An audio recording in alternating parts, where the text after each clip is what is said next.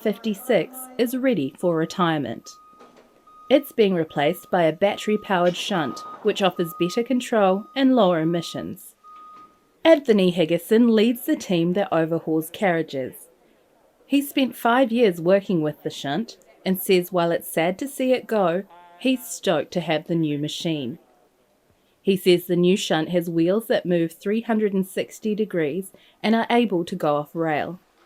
It's also much safer. With the old ones, you would sit in the TR and operate it, but the new ones are, is that the control that you're holding there? Yeah, this is the control, yeah. So you stand at the, it's a lot safer because you can be at the head of the movement and see everything and be where you need to be instead of relying on relaying information from the TR if you're behind the load, I guess, yeah. But no, it's a lot safer. The new machine has been funded as part of the government's $1.6 billion investment into Kiwi Rail. Transport Minister Michael Wood says diesel trains have 70% fewer emissions than trucks carrying the same load. But only about 12% of New Zealand's freight is currently carried by rail. It's incredibly important that Kiwi Rail continues to make the shift within its operations towards cleaner ways of generating its energy.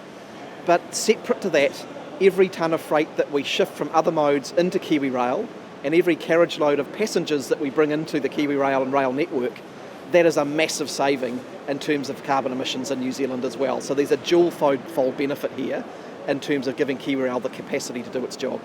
Kiwi Rail's acting chief executive, David Gordon, says the state-owned enterprise is set to reach its goals of reducing 30% of emissions by 2030 and being net zero carbon by 2050. The company is expecting 57 fuel-efficient and low-emission trains to arrive in 2024 and 2 new ferries the following year to replace the current inter-islander fleet. Our emissions are almost totally comprised of locomotives and ferries. Changing the ferries out does the 40% reduction. The type of locos we're running, even the one that's referred behind me, doesn't meet any real modern European standards. The ones we're buying from Stadler now are right down at the bottom level of emissions. So no, we're travelling okay. Meanwhile, TR56 will be making its way to Silverstream Railway in Upper Hutt, where it'll be used to pull passenger carriages under the care of the Rail Heritage Trust. Executive Officer Barry O'Donnell says the Trust is excited to add the shunt to its collection. A former graphic designer, he's even created a colouring book commemorating the TR56. Why is it important to preserve it? Well, again, because it's Kiwi Rail's oldest locomotive and arguably the oldest locomotive to ever work continuously for the National Railway network. So one other locomotive, a steam locomotive, worked for 93 years, but its time with railways was broken by working with the Public Works Department for a period of time. And with that, a new era of rail transport is set in train.